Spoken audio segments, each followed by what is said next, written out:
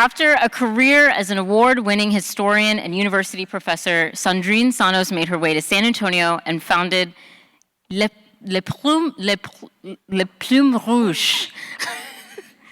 Les Plumes Rouges. There we go. A company dedicated to supporting scholars and artists through developmental editing, writing, coaching, and translation. Now focused on creative nonfiction, her work explores the aftermaths of violence in art and politics and how we give it meaning through sex, gender, and bodies. Welcome, Sandrine. Thank you, Brea.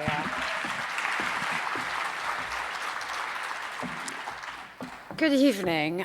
Before I begin, I really want to thank Vicky, Libby, and the entire PechaKucha team. When I first moved to San Antonio, I got to encounter and discover San Antonio through these PechaKucha evenings. So it's a real pleasure to be here tonight. A tad overwhelming too, but here we go.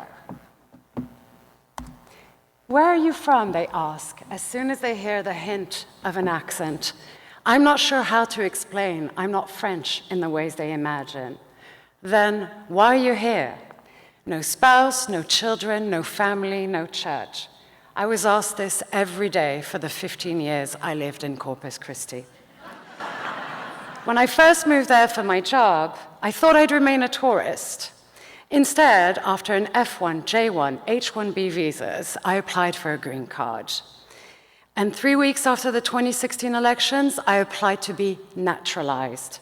A strange word, isn't it? As if you didn't exist before your new citizenship.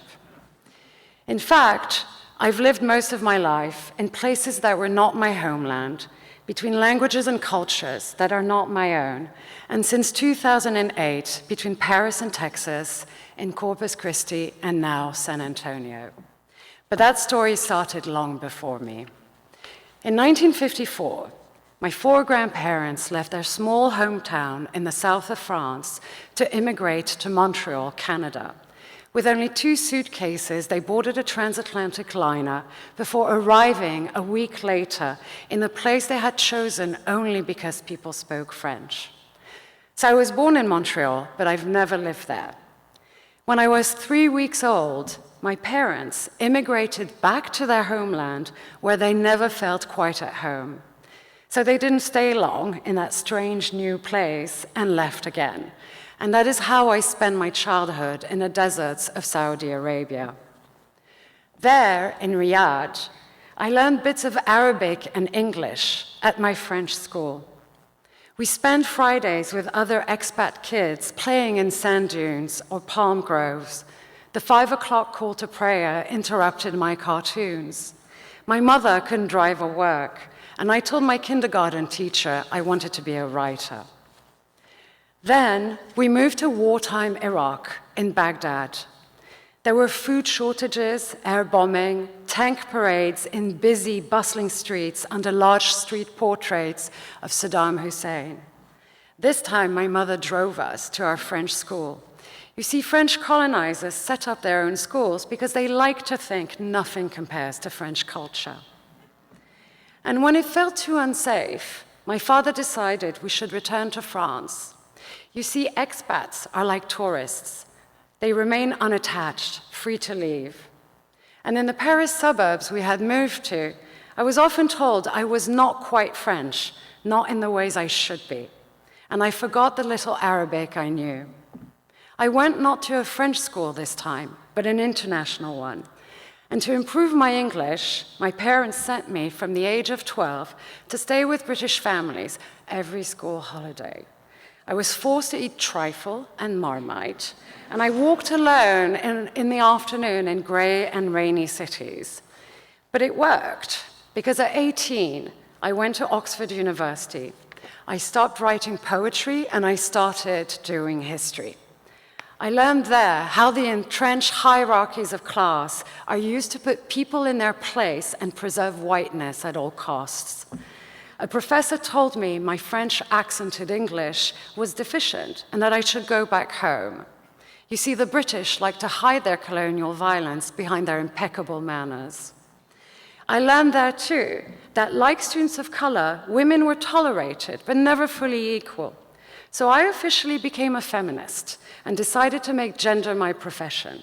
and I came to the US at age 24 to study gender with formidable women. I lived in New York during my PhD. When the Twin Towers fell, Homeland Security asked every international student to report to them. Our travel was monitored, our speech under surveillance, especially Muslim men from supposedly suspect countries. I graduated, published my first book in English on fascism in France. Really, I write so I don't drown with the dead and their ghosts. And most of the time, I write about wounded, vulnerable, but also defiant and subversive bodies of those who are said not to belong. And when I started teaching in Corpus Christi, my students were always surprised when they saw me and when they first met me. Dr. Sanos, you're not what you imagined. Where are you from? But we soon found out we had much in common. My father had been a first-generation student like them. I was a first-generation academic, and we learned together. I learned also that in Texas, Spanish had been a forbidden language. I was reminded of my Spanish great-grandfather who had crossed mountains to immigrate to France, my grandfather who never taught my father his native tongue, and I still don't speak Spanish, not fluently.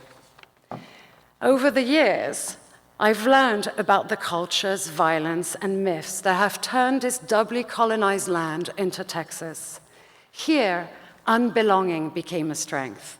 My students and I built worlds together inside the classroom and outside. My institution, though, was far less hospitable.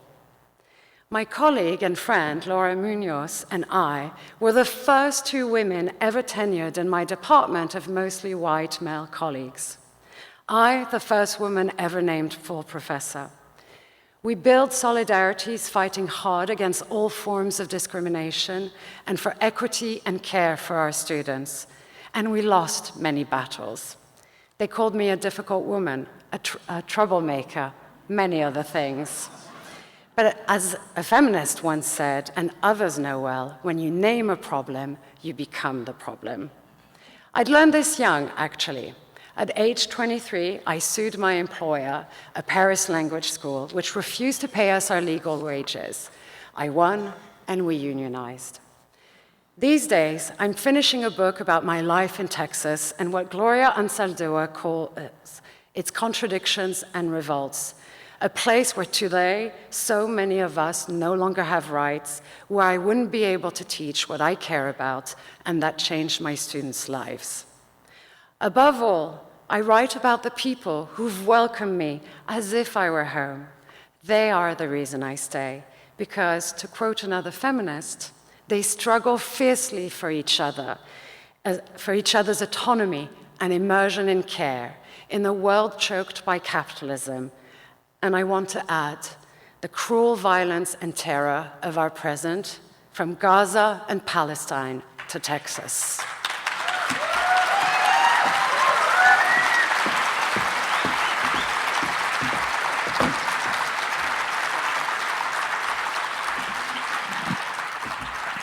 Thank you so much, Sandrine. You have written about and taught, about all of the isms. Yes. Racism, Yes, fascism, classism, sexism, feminism. What are we getting wrong still? There's all this information out, and we still can't get a grasp on these things. What are we getting wrong? Well, as historians tell you, we always have to keep doing the work. We have to show up and do the work. And for me, the work is in sharing our stories, storytelling. And for those of us who are educators, I think education is a real gift. It's a gift to so many, for so many reasons. It's opening up a space for messy, difficult conversations, for collaboration, and for encounters and dialogue. Absolutely. Well said. And this hinges so perfectly on Bergen's talk because, the opportunity that she had to finish her education, even with Tirso's story, going back to school, being a beginner again, not being afraid to say, I don't have all the knowledge that I want to have. I want to fill in those gaps. And education absolutely is the cornerstone of our society, which is why it's so scary, that there's so many knowledge gaps in society right now. And also, your book about fascism, what's the title of that? Do you have any advice for us right now in America? Well, the subtitle is very long. The first is The Aesthetics of Hate. I wanted to show how hate takes many forms and how people manifest it in different ways. And I'm also interested in the ways art can be a place for us to make meaning and to change how we think and feel about the world. So, the rest is fascist writers, gender, anti-Semitism, you name it. It's there. I always joke with my friends that we need to probably at some point take a page from the French book in terms of fighting back, because you guys don't play around. you get active over there. We do. There's a tradition of being in public, very much so. There's a tradition of complaining, so for good and bad. So I'm excited to share your jazz prescription. And this is actually an album that I shared when you joined us on the air the other day. So this album is called Melusine, and it is from an artist. She's a jazz vocalist named Cécile McLaurin-Salvant. She was born to a French mother and Haitian father. And on this album, she sings in English, French, Haitian Creole, and Occitan. And this album is about Melusine, which is a European folktale about a woman who turns into half snake only on Saturdays. Look it up when you get home. But she also says that the album is partly about the feeling of being a hybrid, a mixture of two cultures with different languages spoken at home. And hearing your story about being, again, having to make a home in so many different places, learning new languages, reinventing yourself, I thought this might be a comfort. Thank you. You might find some resonance with this. Yeah.